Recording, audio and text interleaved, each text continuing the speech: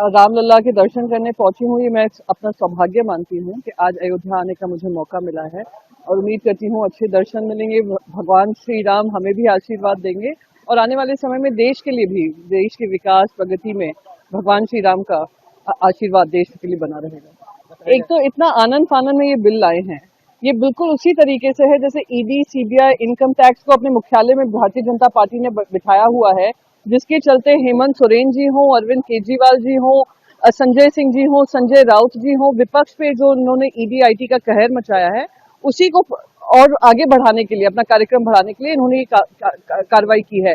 आरोप सिद्ध ना होकर भी किसी को इस्तीफा देना पड़े, ये अपनी एक रणनीति बना रहे हैं कैसे अपनी सरकारें बनाएं और बिगाड़े। ये शर्मनाक है और इस बिल पे व्यापक चर्चा होनी चाहिए। उस बिल का हम लोग सब विरोध कर रहे हैं, जेपीसी में भी जब आएगा उसका विरोध होगा। आज संसद का आखिरी दिन था।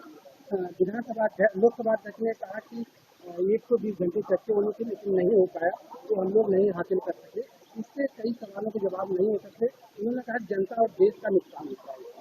ये देश का नुकसान जो हो रहा है उसकी जिम्मेदार अगर कोई है तो भारतीय जनता पार्टी की सरकार है। पार्लियामेंट्री अफेयर्स मिनिस्टर की जवाबदेही है और जिम्मेदारी भी है कि सदन चलना चाहिए।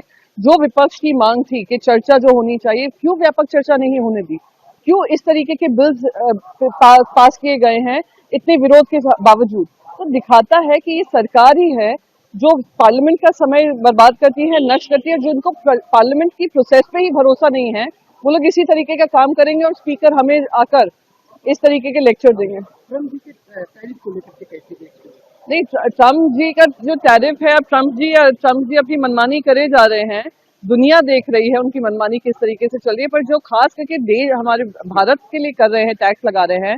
चाइना हमसे ज्यादा तेल खरीदता है रशिया से, टर्की खरीदता है, बहुत सारे देश ऐसे हैं जो उसका फायदा उठाते हैं, हमसे तेल खरीदते हैं और वो हम पे टैरिफ लगा रहे हैं। कहीं ना कहीं दिखा रहा है कि जो दोस्ती आ रही थी, howdy Modi, bring back Modi हो रहा था, दूसरी तरफ हाउडी ट्रम्प हो रहा था, तो पता चल रहा है कि दोस्ती किसी काम की नहीं रही।